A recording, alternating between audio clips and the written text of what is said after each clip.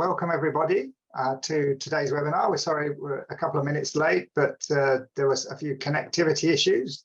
So hopefully things will carry on as normal. So let me welcome Kalkidan Tilahun to deliver her session today.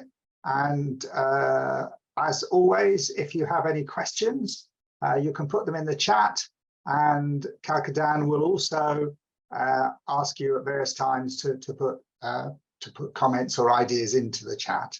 And we normally have a follow-up session following this in our regular Friday chat session.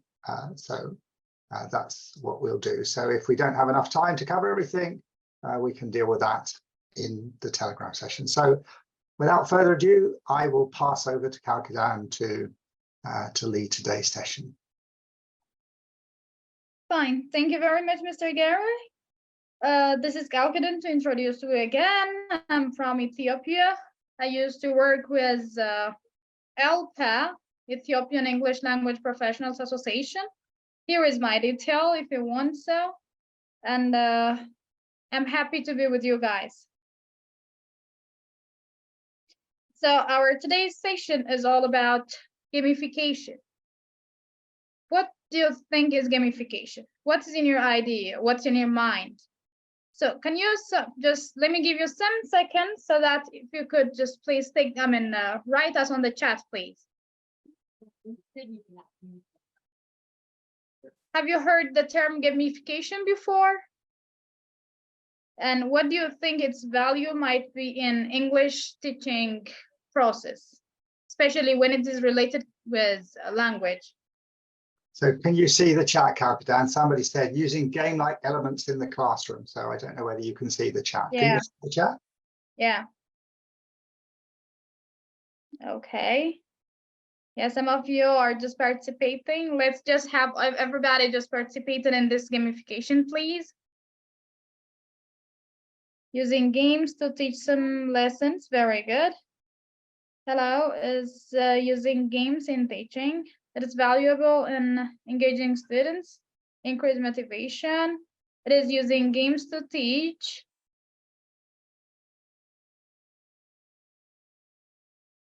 All right, it's all as you said. So let's just pass to the next lesson. The next part, so that let me just deliver you the lessons.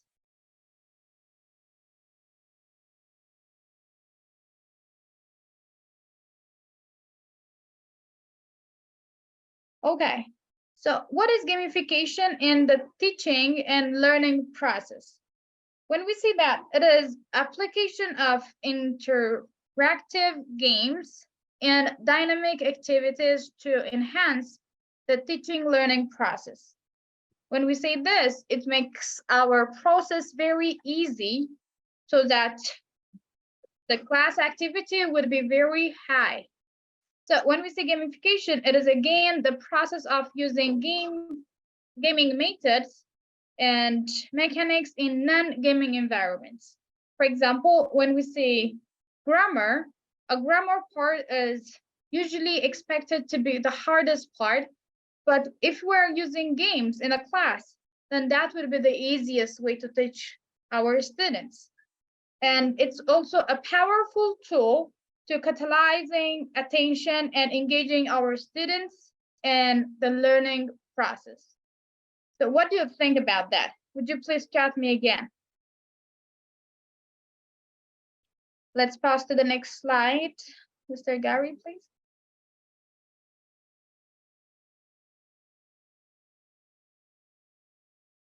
Yeah, here, let's see the purpose. The purpose is, when we say gamification, it can be used as a tool to activate various learnings objectives as increasing students' engagement and motivations. Some of you stated it on the chat. Very good. Of course, when we say engagement and motivating students, then unless we're motivating our students, unless we're just engaging all our students, especially in some of our places, we do have a lot of students in a class. If we have like 30 or 40 students in a class. And unless we engage everyone, then we cannot be sure about how to just we cannot be sure that all our students are actively participating or not. So we have to engage our students. To engage them, we have to motivate them. So it helps also to improve retention of information by providing immediate feedback there and reinforcing positive behaviors. Unless and otherwise, students cannot be engaged, especially if we're working with primary or elementary students. This gamification would really help us a lot. It can also be used to develop problem solving and critical thinking skills through the use of challenges and puzzles, so that all our students can be engaged and they could be very good in participating, and they could just use their mind to solve different things like puzzles, it might be, or different other challenges and so on. And when we see gamification again, it can help to create a sense of communication and collaboration among learners, which can lead to increased participation and knowledge sharing between our students. When we say this, then our students can be actively participating as if they feel it is just a game. So they would just be participating well. And as they're not expecting or considering the lesson as a lesson, rather as it is going to be a game for them, so they would be free to share what they have in mind. They would participate, and it could be clear for others. I think, Mr. Gary, can you hear me? Someone is telling me they can't listen. It's not audible.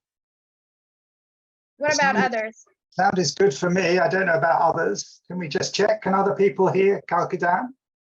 Okay. I can hear very well, actually. Yeah, very well once I think the quality is good, yeah. I can hear you.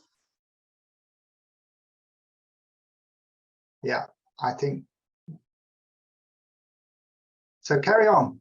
All right, let's continue. Okay, so when we say gamification, then the other thing is there should have to be a principle for the games that we're just preparing. For example, like, can you see the slides here? Whenever we're just preparing a game for our students, there should be a clear objectives. In order to make gamifications, we have to just make a clear objective why we need that game. So if we have a clear objectives, a clear goals, and then we have to have feedbacks, we have to make balances, we have to have rules and mechanics for our students, so that the students can have a clear objective. Why are they playing that game? Like what are the scores or the things, the achievements in the goal in the game that the students can get. And we have to even think about how are we going to balance our students there in the class.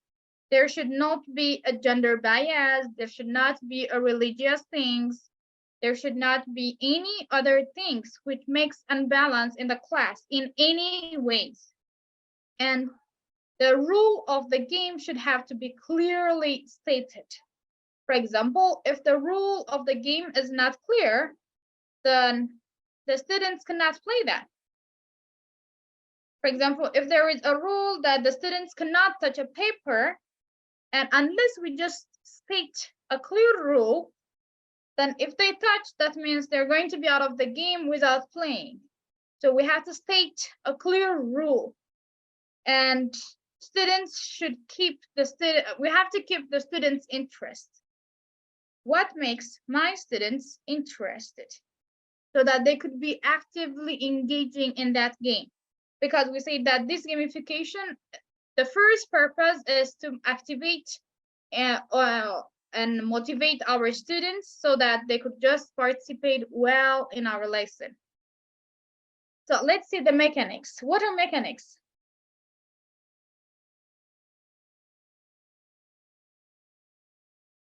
So when we come to game mechanics are defined in different ways, like interactions, tasks, objectives, and challenges of the game, as well as rewards and contents of the students' action. For example, if we see movements, more bets, inventory management, resource gathering, all this should have to be there. And when we say leveling up and branching story paths, for example, if today we told them about simple present tense, so I might say like make a simple present tense using only 3 words. So if we say 3 words, then they can say I eat breakfast, which is simple present tense. But what about if I just make it like use at least 6 words? Can you just write me now? Hurry up, hurry up. Write a simple present tense using at least 6 words. No one is in the chat area.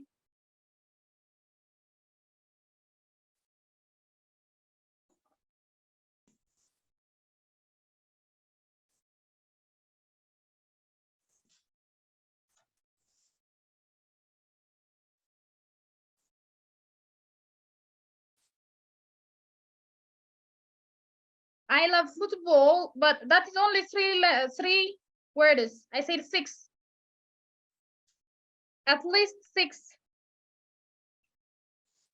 I cook dinner of yum and beans every day. Wonderful. I go to school every day at 7. Great.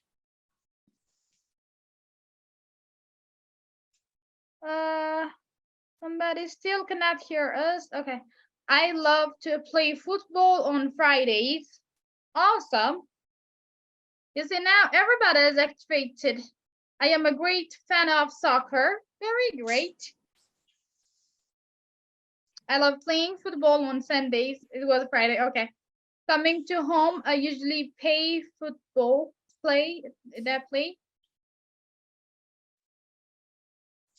All right, awesome. So in these ways, now it was a 6 words. What if I tell you to make it 9? That is what we call it a leveling up. All right, it was 3 first. We say I love football, which is a 3 word. Now we make it 6, and it was like almost a perfect sentence made here. And then now, what if I told you to make it 9 words? Then that is what we call it leveling up. In any ways, it works. So let's go to the next slide, Mr. Gary. So this is what we call it game mechanics. All right. Can you see here? When we say game mechanics, there would be rewards. There are learning process there. There is a goal. If it is an organization, it might be working for their productivities. There is an achievement. There is a challenge. We have to use our skills, as well as we have to let our students use their skills. And there is user engagements. In our case, as we're teachers, our users are our students. So we have to engage all our students. Every Sunday, my dad and mom go to church. Very good. All right. So these are gamification parts that we can just use as a mechanics. Okay, next slide.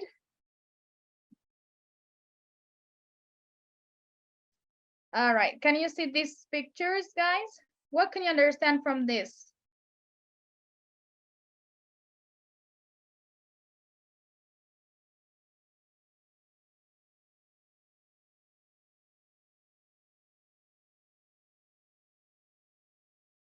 For example, can you see the top right side, which says take frequent class computations? So if students are thinking as if they're just having a competition in the class, so they would forget about us. They'll forget that there is a teacher who's going to judge them there. Rather, they'll only think about what they have to do so that they'll start to participate well, and they start to share for others what they know. So whenever there is a state of frequent class competition, then they will start to always be engaged in our lesson. And we can even use our students to be identified, so that these things are the shortest process model for what we have now. Okay, can you see the lowest right side, which says create levels of learning which students are encouraged to climb? This is what we discussed now. For example, if I say make a sentence about gamification using only 3 words, can you write about that? What do you understand about gamification using only 3 words? Anybody with us? What is gamification? Or describe gamification using only 3 words.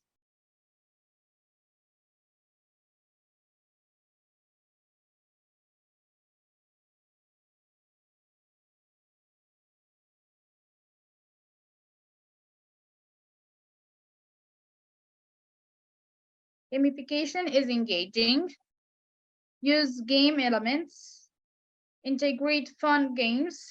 Wonderful. All right, can you describe it using 5 words? Or not less than 5 words?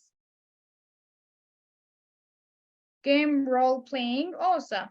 Game in learning, wonderful.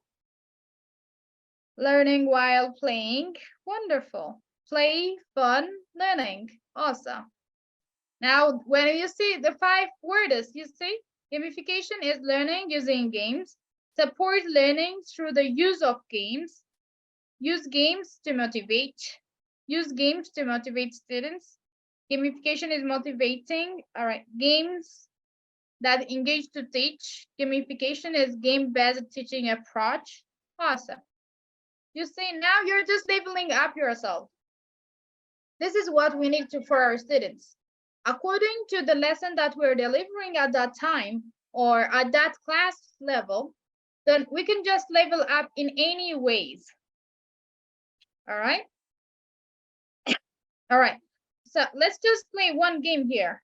Can you all hear me? Yep. Yes. All right. Okay. Okay. So Yes. All right. Now our game is going to be to call the next number. Is that okay? If your area is silent, would you mind to just unmute yourself so that let's play the game once together? Of course. All right. Okay. Now we say that we have to have a clear rule. So one of the rule in our case is going to be the first, you have to listen to what the number that I'm calling. That's rule number 1. So you will call the next number. All right. Is that clear? Mm-hmm. Yes, fine. Yes, it's Okay. clear. The second rule is going to be, guys, do you know numbers? Do you know numbers? Yes. Certainly, we do. All right, let's think about, we are having our first number is 1. Clear? Mhm. Yeah. So Clear. what is the next number? The next number is 2. 2, yeah? Awesome, you guys are good. Okay, what about the third number? Next to 2? 3. 3. All right, now let's stop here. 3. To make it simple, let's stop here and let's think we have only number 1, number 2, and number 3. There is no other number, no less, no more. All right? So you guys are expected to call the number after me, the next number that I say. If I say 1, you're going to say 2. 2. Clear. If I say, like, if you say 2, then I would say 3. So if I say 3, what are you going to say? 1. 1. Okay, There one, is yeah. no 4. Yeah, one. Not one more. One, yeah. All right. So are you ready? Yes, we are. Yes, Okay. we are. Good. 1, Yeah. 2. 2, 3, 1, 1, 2.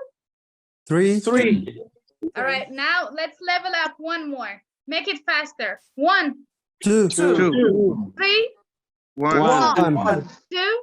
2, 3, 3. 1. 2, 2. Awesome. All right. Now let's have a creative leveling up. Now 1 is 1. 2 will be changed into snap. We don't say 2. You just snap. Okay. Yeah. And 3 is 3 as it is. Are you with me? Is that clear? Yes. Yes. Yeah. All right. So let's go on. 1. Snap. There is no 2. We say that, yeah? I did, yeah. 1 is 1 as it is. So 2 is going to be snap. Awesome. All right, let's start again. 1, 3, 1, 1. What am I not saying? I snap already, which is almost 2. So you have to say the next number. 3, 3, 3. Okay, 1, 3. 1. 1. Wonderful. All right, one step more. It's okay, Yeah. yeah? No, So we can now take one is- more. Yeah, one more, the last one. 1 is 1, 2 is a snap, and 3 would be clap. All right. Only once to clap. Okay. Okay, ready? Mhm. Yeah. 1,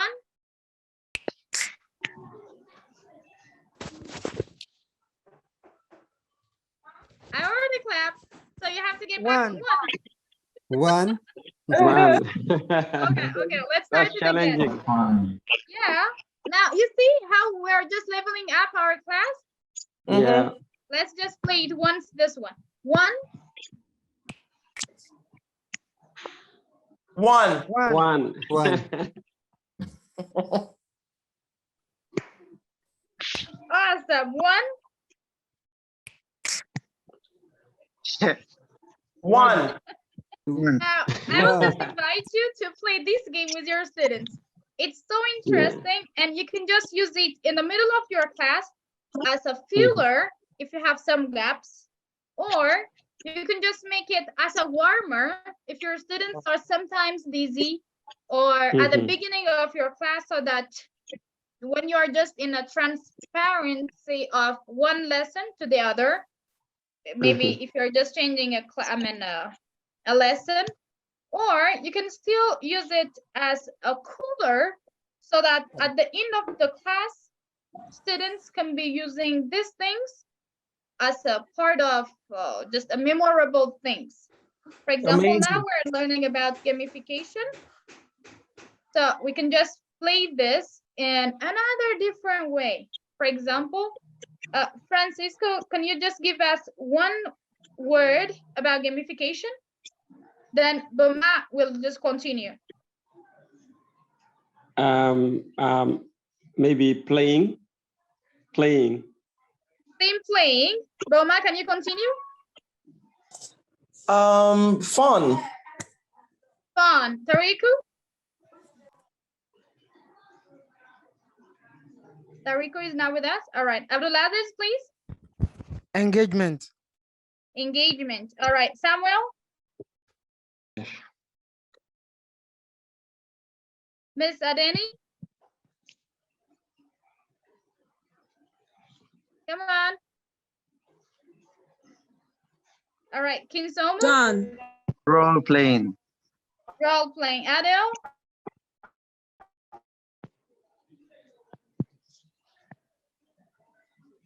Adele, can you continue? All right, Lakita?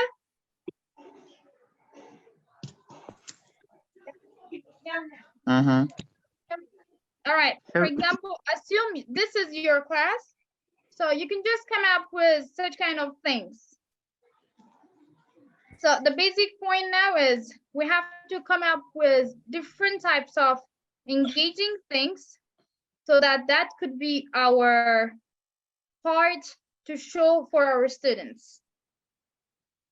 So whenever we're thinking about gamifications, so we have to just feel like getting ourselves ready in advance so that we can just be very good in that thing. If we think well about that, then that would be the best way.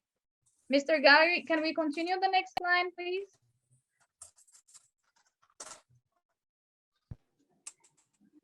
Just a clarification. Somebody was asking about the issue of game mechanics. So essentially, you've been explaining game mechanics there, haven't you? Is that, would you agree with that? So somebody wasn't clear what you meant by game mechanics. All right, it's okay. Can we get back one step?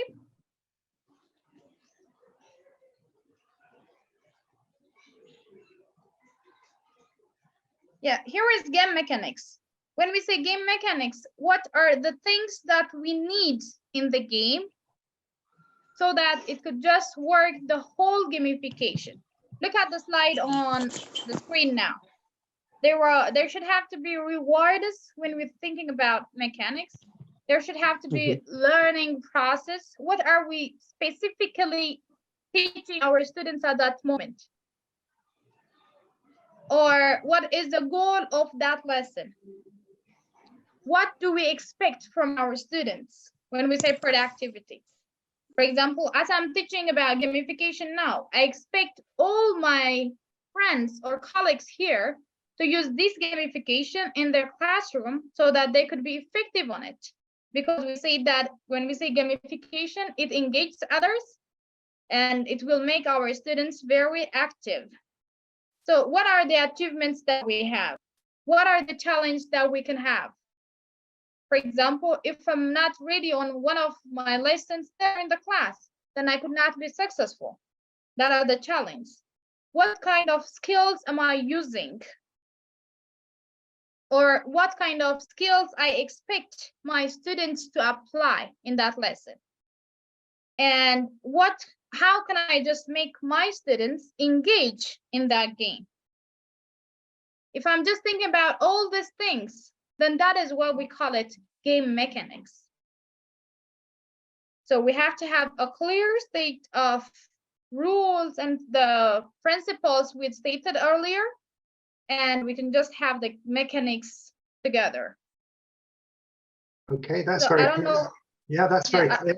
I thought that was very clear. Hopefully the person who asked the question can respond in the chat and say whether they thought that was clear. Somebody also asked about which English language teaching theories would you say support the use of gamification? What would you say to that? Come again? Somebody asked about the theories, the underlying theories. Are there any particular English language teaching pedagogies or methodologies or theories that support gamification?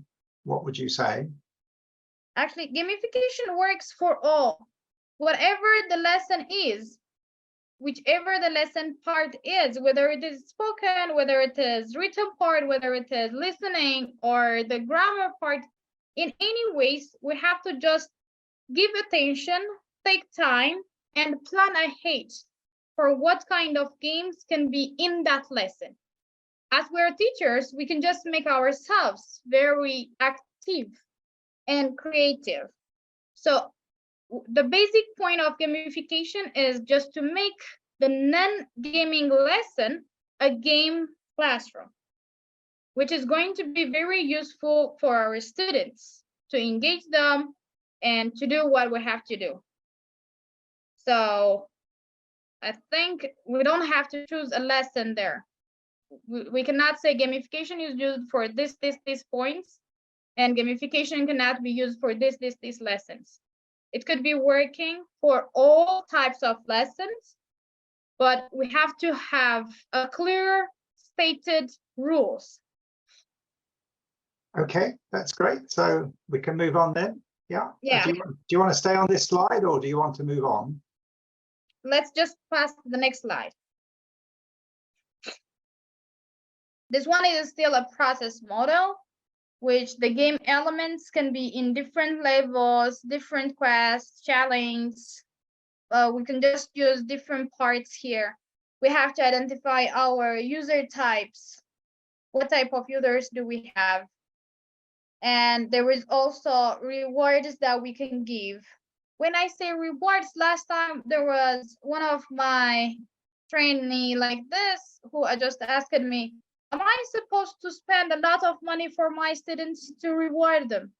No way, we don't have to, but we have to be creative in that. For example, we might just give them a trophy of the school, or we might just give them a 0.7, not that much, something big. Or we can just even write the name of the group or the student's name on a part of the board with different colors of chalk, so that we can say this student is going to be the best student of the week or the best group of the week, so that they could just win this game, and so on. That would just motivate our students still. And there is also another motivational parts, which is related to status, or it could be about choice and creativity, achievements and feedbacks, and different purpose of the game. So according to that, we can just continue with our gamifications to change behaviors, to engage our students to solve problems, and to make our classroom very funny and interesting. Because especially, as I said earlier, students at elementary levels needs very appreciation, and they just still needs like a gaming parts rather than the lesson. So this is why we just need the gamification parts. Shall we slide to the next part? All right. Let me show you some simple gamification tools that I usually use. All right. Have you ever used a Quizlet in your class before, or a class craft, or escape rooms? Can you see the slides, guys? What do you Yes. think they are? Have you ever used one of them?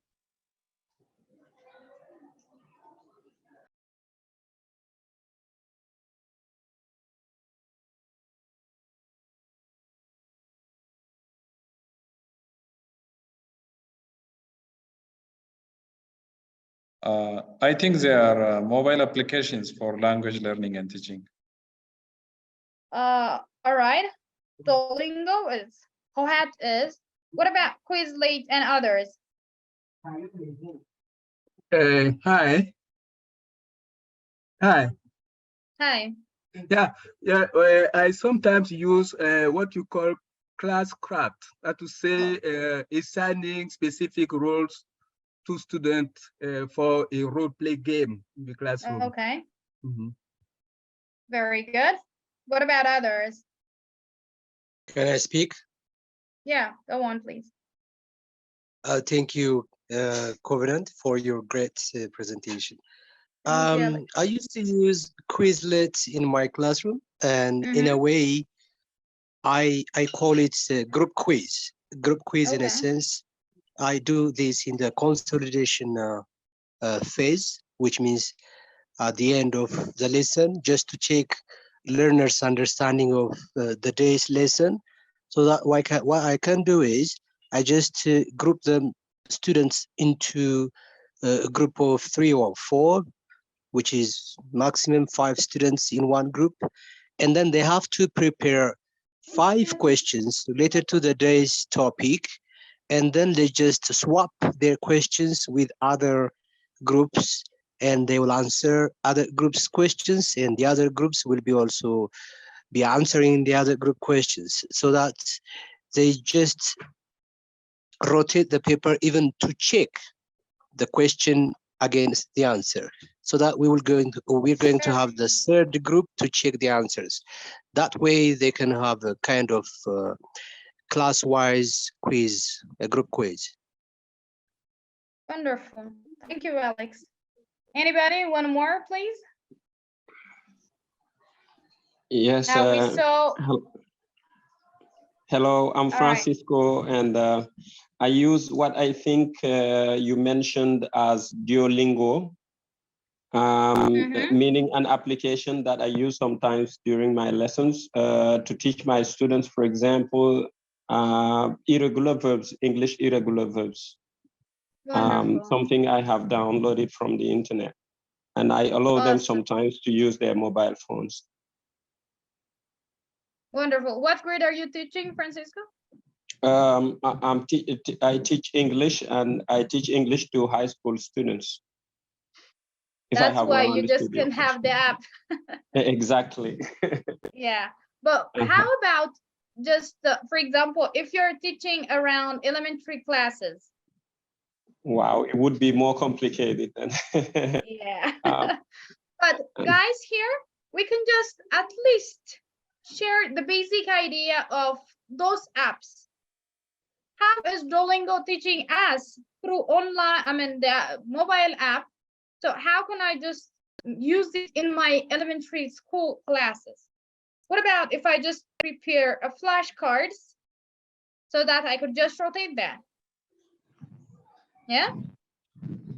Yes. Even if I'm not using the app, I can just share how Duolingo is teaching. Have you seen the questions that Duolingo comes up with? For example, it will just write you a simple word. For example, it might say the cat, and it will just give you 4 pictures. So do you have to choose about it?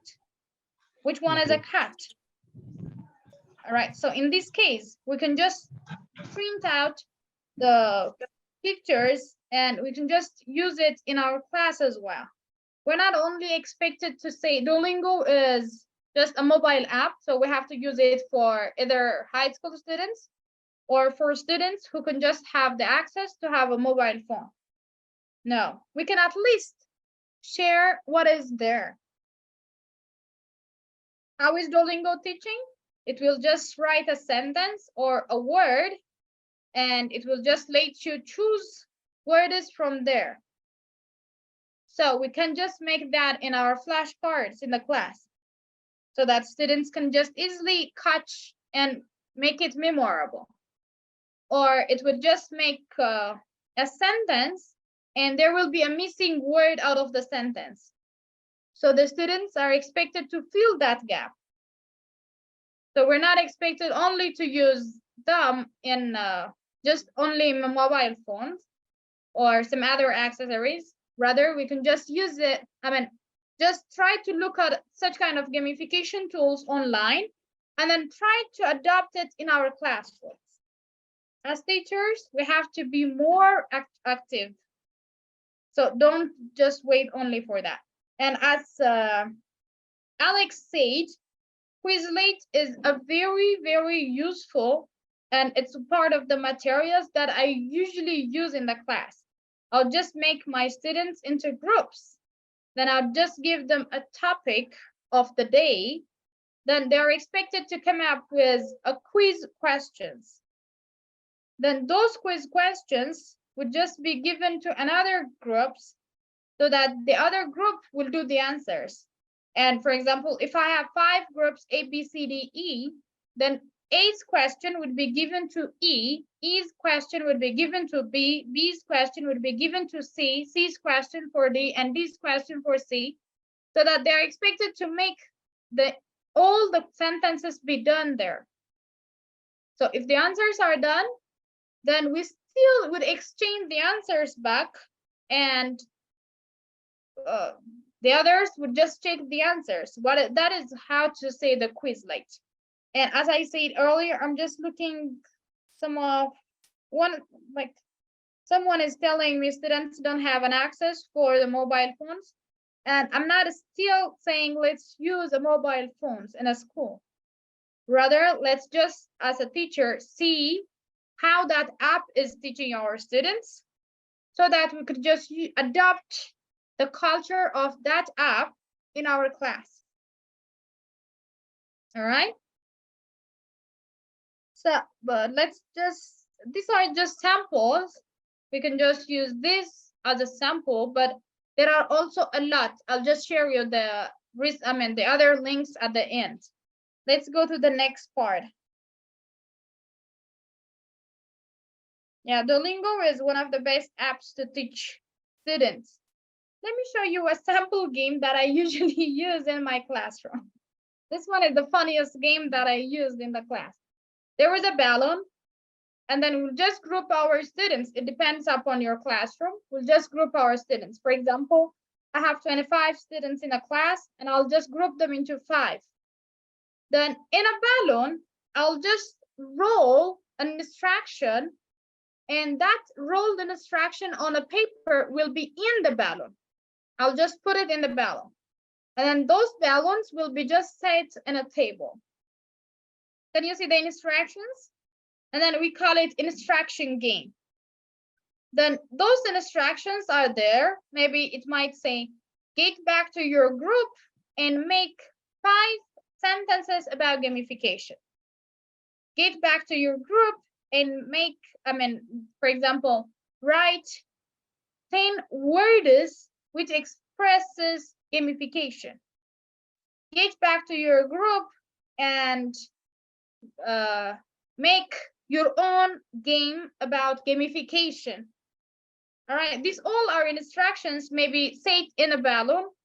So one student will be chosen from the group, and that student will just go and pump the balloon. And then they are expected to blast the balloon. They can just use, look at the third one. Either they might sit on it or they might squeeze it between the teammates in any ways, but just to blast it in hand is forbidden, or on foot is not okay. So after they do that, they will just get the paper, which was in the balloon. So they will just read that. The first, if it depends upon our instruction, it might just be a written form to be answered, or it might be like, for example, according to the instruction, they will just read the instruction. It might be showed your friends in action, so that let them get the, for example, the word written there. For example, if I write elephant, if I get elephant in the balloon, then I can just show a big truck, big ears, yeah, and a big body muscles, so that the students can guess that it's an elephant. You got it? So according to the instruction, they will play like that, and the group who gets the correct answer will say hooray. Then we can know that those students or the team gets the correct answer. So in that case, we can just use this one as a cooler at the end of our class, so that we could understand whether they understand our lesson that we delivered or not. We can just take 10 minutes at the end. For example, if we have 45 minutes, we can just teach 35 minutes. Then the last 10 minutes can be used for such kind of things. You got it? So this is just a sample practice. So try it in your class. This is just my advice. All right. Hello, Is that Gal, I clear have a till question now? here. All right. May I ask? Yes, continue, please. Well, are you expected to prepare 5 balloons with different instructions in, or the same instructions in? It depends upon your lesson. Is that Mr. Kidane? Hello? Yes, yes. All right. Yes. So, it depends upon your classmate. If you want, you can just make it different other classes. For example, we can just use Quizlets in the balloons, or we can just make it the same instruction so that students who get the first would be the winner. Or it could be the same level of question.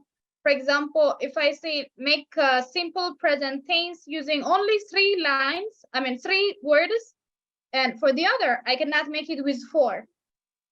But it's okay to make it write simple past tense using 3 words again. The first was simple present, then the next can be simple past for different groups, but it should have to be the same level. So what we have to focus on is about the level, not the type. The type can be the same or different according to our own interest there. Thank you. My pleasure, Mr. Kidane. All right, so this is a sample game. You can just use it in our classrooms. Let's go to the next slide, Mr. Gary, please.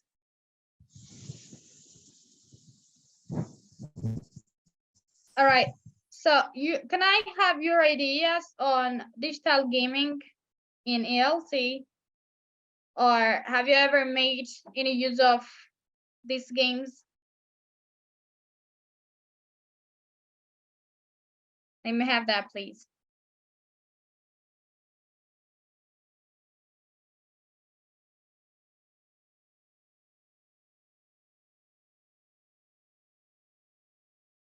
Anyone who can just wants to share us any best games he or she uses in the class?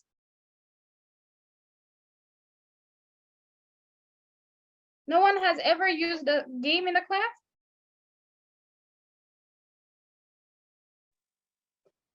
Can I say something? All right, Mr. Alex is here. Yes, obviously, I used to use games in my classroom. But what I do is, if I see one interesting game in the internet, instead of bringing it directly to the class, because we don't have digital access in my classroom. Okay. So what I do is I just download it in my phone. For example, I have Duolingo in my phone. And I used to play Duolingo games with my students in order to boost their vocabulary skills, especially for my younger students. The young students, they are very interested in games, and especially when it is related to something with technology. Yeah, they would be more interested because they are accustomed to technologies. And I think they are much better than us when it comes to using technology. So it is their interest to play games related to digital innovations. So I mostly use Duolingo in my classroom. Very good. That's what I said earlier. We're not expected to have the digital access in our classrooms. Rather, we can just download, look at it, and adapt the culture in our classrooms. I have seen Scrabble in one of the participants who just stated that. What is that and how can we use it? Duolingo, flashcards, well, vocabularies, puzzles. Very good. Yeah, it really works a lot. All right, there is someone who haven't used any games. Merci, that. All right, whatever the place is, the point is, we can just boost our students using games. It really works in any other ways.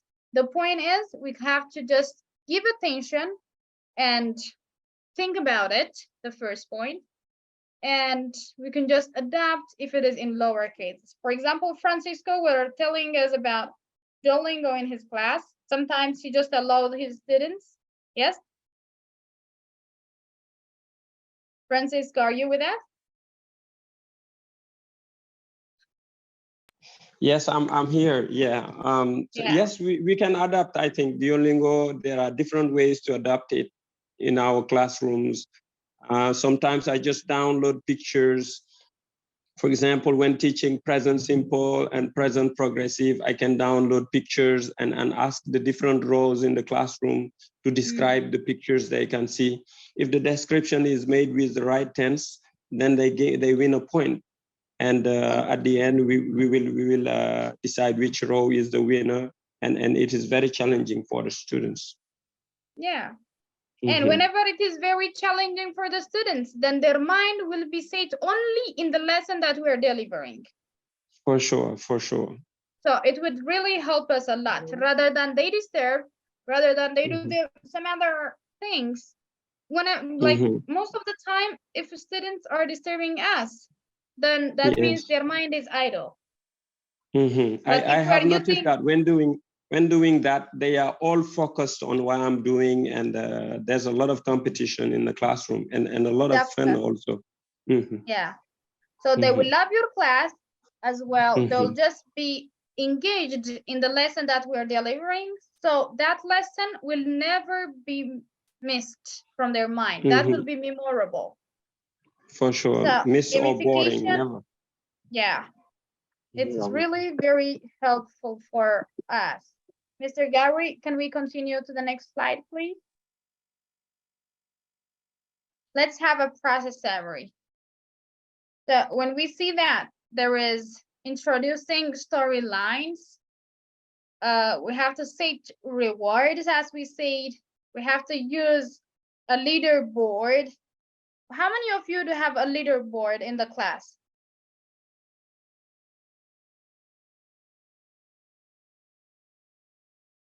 A leaderboard is a board that we post in our classroom so that our student, we can just show who is the top at that game. For example, we just played a game in the like at the beginning, if you remember, about the numbering game. We have only 1, 2, 3, and I was saying 1, you were saying 2. You remember that? And hopefully I was the one who was just at the top. Yeah, some of you were just mixing up. When you were supposed to snap, you were clapping. When you were supposed to clap, you were snapping, and so on. Yeah. So that's what we call it, using a leaderboard. If you have a leaderboard, then the students wants to be posted up at the top of the leaderboard, so they would always still engage. This is one of a rewarding system still. Next slide would show us the process summary, which is going to be number 4. Yeah, here it is. We have to provide a level for our students. We have to make it social so that they could just we could just encourage our students to play in team, so they would still develop as well how to make a teamwork, and we can just make our game to be accessible so that it could be not that much very hard, not that much very low, so the high students might be bored. If it is very low, the high students will be bored. If it is very high, then the low students will be very discouraged because they cannot make it. So we have to come up with the base level. It should have to be according to the learning style that we're processing on. And we can just offer a tutorial about how they could just play the game, or if we could have the videos about that game while others are playing it, we can just go on that. And this is going to be our summary about today's lesson. If you have any unclear parts, or if you can just share us something, let me give the time for you. And I'd like to say thank you for all for being my participants. And I'm so glad to be with you guys today.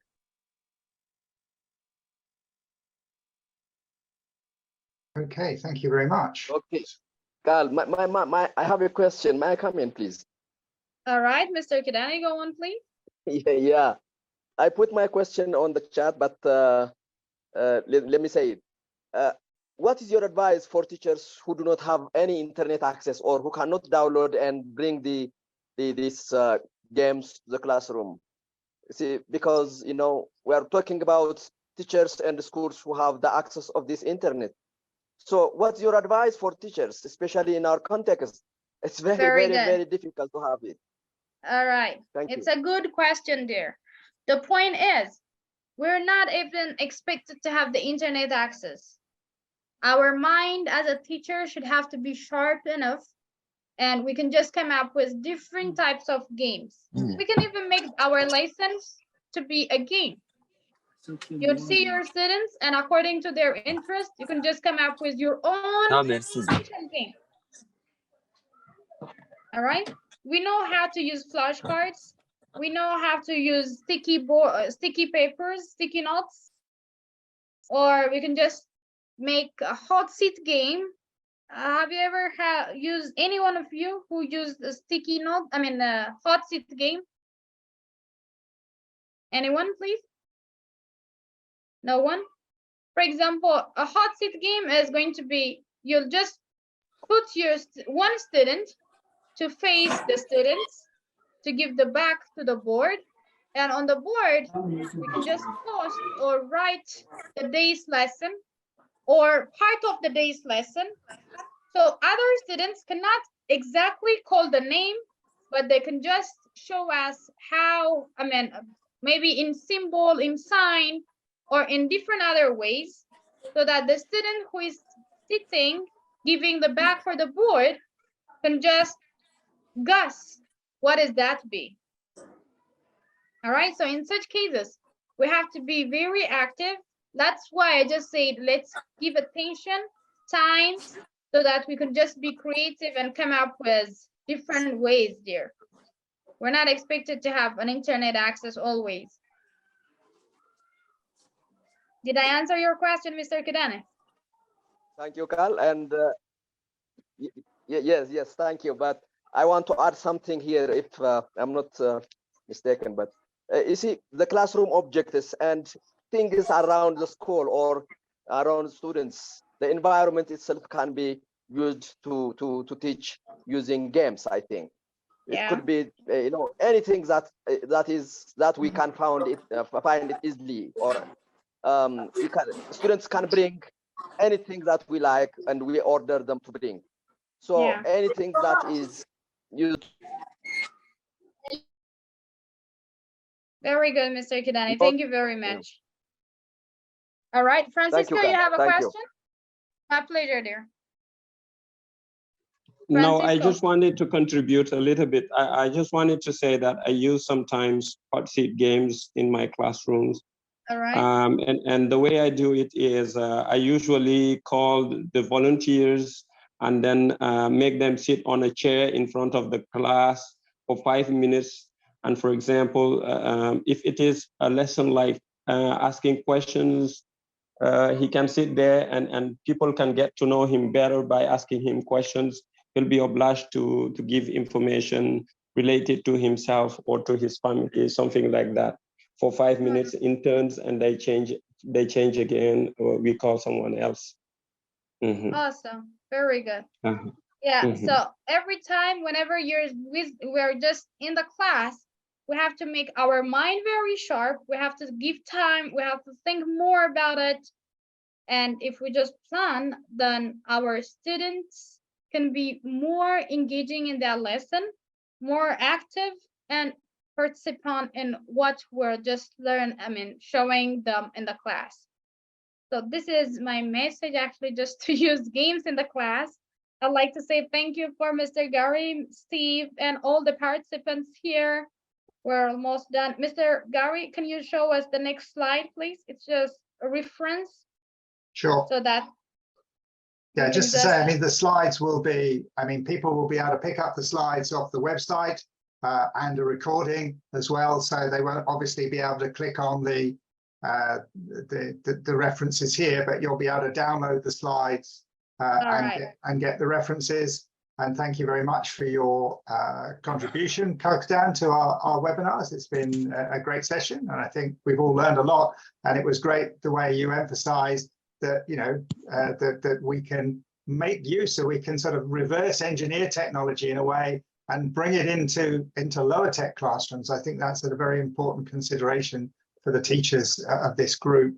So another point that for people who are not members of it, there is the Telegram community, and normally we invite the speaker to come the following Friday if she can make it. Kalkidan come on the Friday session and follow up with any questions, because there have been some other questions. People might want to come along with ideas, so you're all welcome. So Steve has put up a link to the group. So normally we run our sessions at 5 o'clock Greenwich Mean Time, and people will have seen that hopefully on the group. So it's a regular slot. So if Kalkidan is around, and then we would invite her to come along and further discuss the topic. So thanks everybody for coming, and thanks for the interesting questions and the interaction. It's been very good. And as I say, there will be slides and a recording available probably pretty soon. Steve is pretty quick at turning these around. So we'll stop there, and I'll stop sharing the slides. And I guess we thank you very much for coming and giving of your time. Thank you very much. Thank you so much, Carl. Thank you for Very everything. It was very interesting. and engaging.